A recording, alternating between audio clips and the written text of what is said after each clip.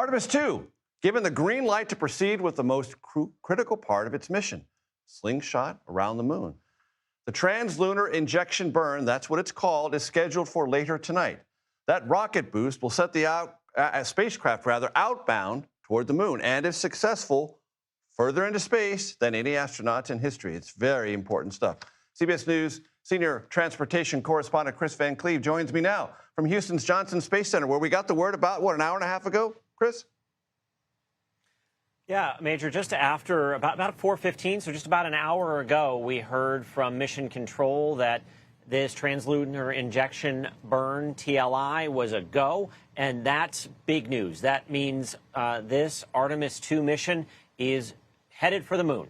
And that burn's going to happen in the next couple of hours and then sets up about a 4-day trip before sort of the main event of this mission occurs, when the astronauts will do their flyby the moon and in fact be in a position to see the far side of the moon, perhaps see parts of the moon that no human eyes have ever seen before, and they'll have an opportunity to document it. So think back to the Apollo mission, some of those iconic photos of the moon and the Earth. What kind of iconic images might they be able to capture on this trip that will define the Artemis missions for a generation to come? And you accurately described it as the main event, the slingshot around the moon. But if you think about it in boxing terms, there's always a really good undercard fight before the main event. And the undercard was this decision today, because this was really central to the future of this mission. If you can't do this, then you're coming back home. That's right. Now, they did have a little bit of wiggle room. If there was something they didn't like, they could have opted to do another 24-hour orbit around the Earth to try to troubleshoot that and make this decision again tomorrow. So far, it sounds like there are no major issues, no concerns, so they're moving forward. But yeah, Major, this was sort of make or break. If there's no TLI burn, you're not going to the moon, you are coming home. And what have we heard so far from the crew? Not a lot. We heard from the mission commander about the ride up, and he said it was pretty incredible. We heard from the pilot after they spent about 90 minutes hand flying the capsule, Orion, for the first time ever in space. He described the sound of the thrusters a bit like being on a bumpy road. It performed more or less as they expected it to, and he said part of the goal of doing that was to relay back the sensations, the feel, the handling, so they have a better understanding of how it flies and how that compares to the modeling. You know, they've been flying this in a simulator, but had never flown it in space. So this was a big moment. They're going to do some more hand flying later in the mission. And we're going to hear from the astronauts. We're supposed to hear from the astronauts and the crew later tonight, which will be probably the first at-length conversation with the astronauts we've had the pleasure of hearing. And they will have some good news to talk about. Kris Van Cleave, great stuff today and really great stuff yesterday. My thanks to you, sir, very much. Retired NASA astronaut David Hilmers joins me now. He flew 4 space shuttle missions and was inducted in 2024 into the U.S. Astronaut Hall of Fame. It's great to have you with us. So you just heard Kris Van Cleave and I talk about all systems go for this super big burn to go around the moon. Help my audience understand its importance.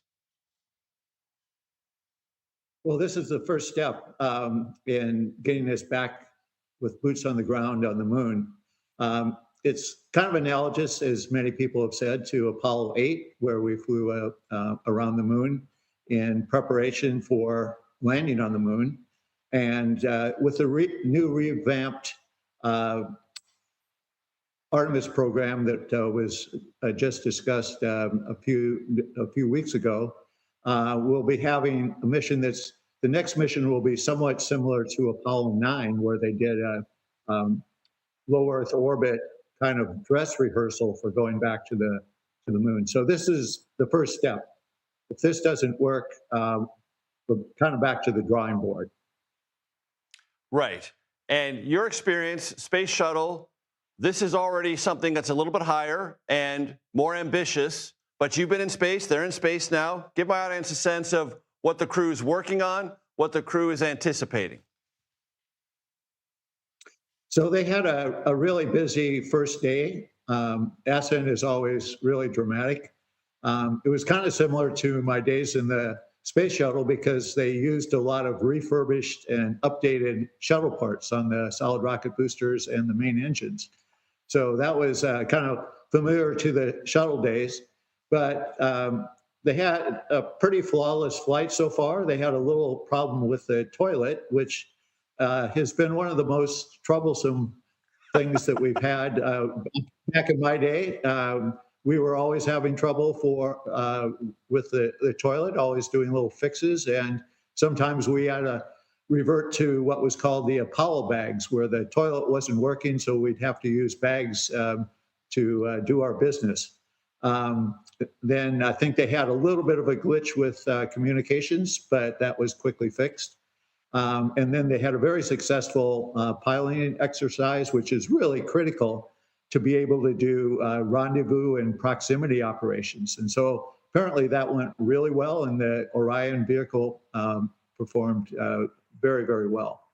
So the next couple of days, once they do the TLI burn, and I think that's scheduled for a couple hours from now, they'll basically be coasting to the moon. And the big thing will be just to make sure that all the life support equipment is working well, the oxygen system, the carbon dioxide scrubbers, and like we said, most of all, the toilet, that Right. it's working so that they can maintain a deep space presence without any problems. Are you as excited as many people are about what they're about to see if they make it around that far side of the moon? Because that's quite different from your experience. I'm sure your experience was amazing, but they're looking forward to something pretty incredible. Yeah, so it's looking back at the Earth is absolutely amazing, and every astronaut that's ever been in space will say that that was by far the most impactful experience that they had. Is just looking back at the Earth. But the moon is something really incredible. So, from what I understand, that they'll be seen in daylight parts of the far side of the moon that have never been seen before. They'll be doing a lot of photography to look for a landing base on the South Pole, where we think that there's water. So that will probably be the landing site in future missions. And then they'll be, of course, looking at successful reentry. A couple of things that they will be doing that just quickly, one will be testing out a new communication system. There's so much data coming back from the moon on these types of missions, technical data, medical data, that they need a higher bandwidth, higher channel capacity communication system. So they'll be using laser frequency, very high frequency. The higher the frequency, the more data you can get back. So they'll be testing that out. They'll also be looking at something very exciting from I'm a medical doctor, looking at something called organ on a chip, where they'll be able to test out putting someone's cells onto a chip, and then being able to develop a digital twin of who you are. And then instead of testing yourself under very extreme conditions or radiation, you can test this chip and it will predict what kind of response you will have. Really exciting stuff. David Hilmers, you have 5 academic degrees, one of the most academically achieved astronauts in American history, and you just gave us 2 data points that are super fascinating. I appreciate the time. Thank you very much.